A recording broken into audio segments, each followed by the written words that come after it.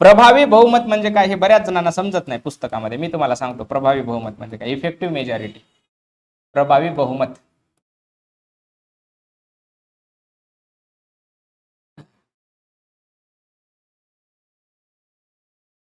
Yes, प्रभावी बहुमत म्हणजे काय असते बघा. Effective majority. इफेक्टिव्ह मेजॉरिटी प्रभावी बहुमत फक्त 4च ठिकाणी वापरलं जातं. कुठं 4 ठिकाणी सांगतो मी तुम्हाला. ओके, फक्त 4 ठिकाणी प्रभावी बहुमत उत्तर लिहायचं. फक्त 4 ठिकाणी. ठिकाणं सांगतो तुम्हाला. हे कोणते कोणते ठिकाण आहेत बघा, इकडे लक्ष द्या. पहिलं ठिकाण आहे विद्यार्थी मित्रांनो लोकसभेच्या अध्यक्षांना पदावरून दूर करताना.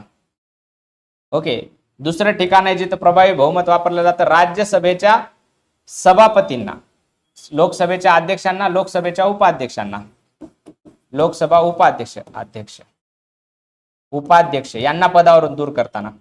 तिसरं ठिकाण आहे राज्यसभेच्या सभापतींना. राज्यसभेच्या सभापतींना ऍज सभापती म्हणून दूर करत नाहीत, उपराष्ट्रपती म्हणून. ओके, उपराष्ट्रपतींना पदावरून दूर करताना प्रभावी बहुमत. आणि चौथा ठिकाण आहे राज्यसभेच्या उपसभापतींना, उपसभापतींना पदावरून दूर करत असताना, पदावरून दूर करताना.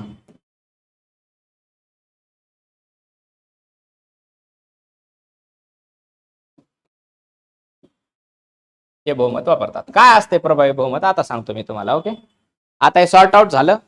कोणाकोणाला पदावरून दूर करताना हे बहुमत वापरतात. ओके, बघा, तर हे वापरतात विद्यार्थी मित्रांनो बहुमत बघा. Half of total, sorry 2/3 of present and voting असते ते, बरोबर आहे का. हाफ ऑफ टोटल आणि 2/3 ऑफ विद्यार्थी मित्रांनो प्रेझेंट अँड वोटिंग मध्ये 2/3 याच्यामध्ये विचारले जातात विद्यार्थी मित्रांनो एकूण. 2/3 एकूण वजा रिक्त. ओके, 2/3 ऑफ एकूण वजा रिक्त. ओके, एकूण वजा रिक्त. रिक्त म्हणजे काय असते बघा विद्यार्थी मित्रांनो. रिक्त 2/3 नाही, एकूण वजा रिक्त डिवायडेड बाय 2 असं आहे, बरोबर आहे हे सर. एकूण वजा रिक्त डिवायडेड बाय 2 हे बहुमत असतं. रिक्त म्हणजे काय विद्यार्थी मित्रांनो, खासदार किती नाहीयेत त्याला रिक्त म्हणायचं असते. समजा काही जणांचं निधन झालं असेल, आपण प्रेमानं म्हणूया त्यांना मेलेले गेले. ओके, काय म्हणायचं, एकूण वजा रिक्त डिवायडेड बाय 2, मेलेले गेले. एकूण वजा रिक्त डिवायडेड बाय 2, मेलेले गेले असं म्हणा, म्हणजे लक्षात राहील. ओके, हे ध्यानात ठेवा. कुठं प्रभावी बहुमत इफेक्टिव्ह मेजॉरिटी वापरली जाते. ओके, आलं ध्यानात. पुढे